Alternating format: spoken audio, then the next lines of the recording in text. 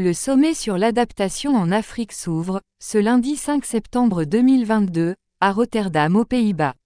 Il est organisé par le Centre mondial pour l'adaptation en collaboration avec l'Union africaine, UA, la Banque africaine de développement, BAD, et le Fonds monétaire international, FMI. La République démocratique du Congo, rez-de-chaussée, pays co-organisateur des travaux préparatoires de la 27e conférence des parties sur le climat, est représenté par le président Félix Tshisekedi. Le chef de l'État va réitérer son appel pour le respect des engagements du pacte de Glasgow sur les financements, a indiqué Tina Salama, porte-parole adjointe du président congolais. En prélude à la conférence des parties sur le changement climatique, COP27, le sommet permettra d'accroître les soutiens et les ressources pour le programme d'accélération de l'adaptation en Afrique, le programme phare du continent. Ce programme vise à concrétiser la vision de l'initiative d'adaptation pour l'Afrique en mobilisant 25 milliards de dollars d'investissement d'ici à 2025 pour l'adaptation au climat dans les domaines de la sécurité alimentaire, des infrastructures résilientes, des emplois verts et de la finance climatique.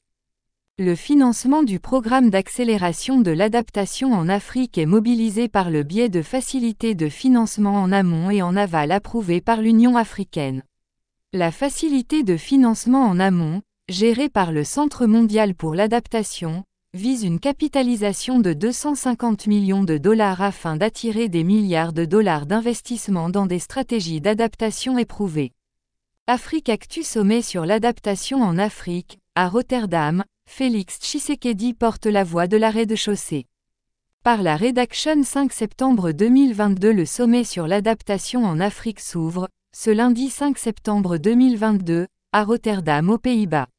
Il est organisé par le Centre mondial pour l'adaptation en collaboration avec l'Union africaine, UA, la Banque africaine de développement, BAD, et le Fonds monétaire international, FMI. La République démocratique du Congo, rez-de-chaussée, pays co-organisateur des travaux préparatoires de la 27e conférence des parties sur le climat, est représentée par le président Félix Tshisekedi. Le chef de l'État va réitérer son appel pour le respect des engagements du pacte de Glasgow sur les financements, a indiqué Tina Salama, porte-parole adjointe du président congolais.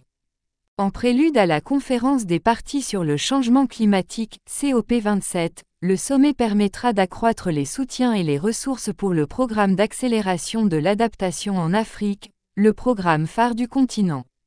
Ce programme vise à concrétiser la vision de l'initiative d'adaptation pour l'Afrique en mobilisant 25 milliards de dollars d'investissement d'ici à 2025 pour l'adaptation au climat dans les domaines de la sécurité alimentaire, des infrastructures résilientes, des emplois verts et de la finance climatique. Le financement du programme d'accélération de l'adaptation en Afrique est mobilisé par le biais de facilités de financement en amont et en aval approuvées par l'Union africaine.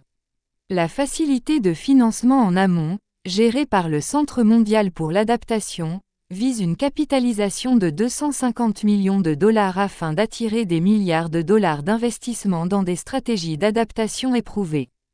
Lire aussi, attaque contre la MONUSCO, l'UE encourage les autorités congolaises à poursuivre les responsables. Félix Tshisekedi, président de la République démocratique du Congo. La Banque africaine de développement gère la facilité de financement en aval par le biais de la réserve climatique de la 16e reconstitution du Fonds africain de développement, le guichet de prêt concessionnel du groupe de la banque. À ce jour, cette double stratégie de financement a permis au programme d'accélération de l'adaptation en Afrique d'avoir rapidement un impact à grande échelle en intégrant l'adaptation dans des projets d'une valeur de plus de 3 milliards de dollars.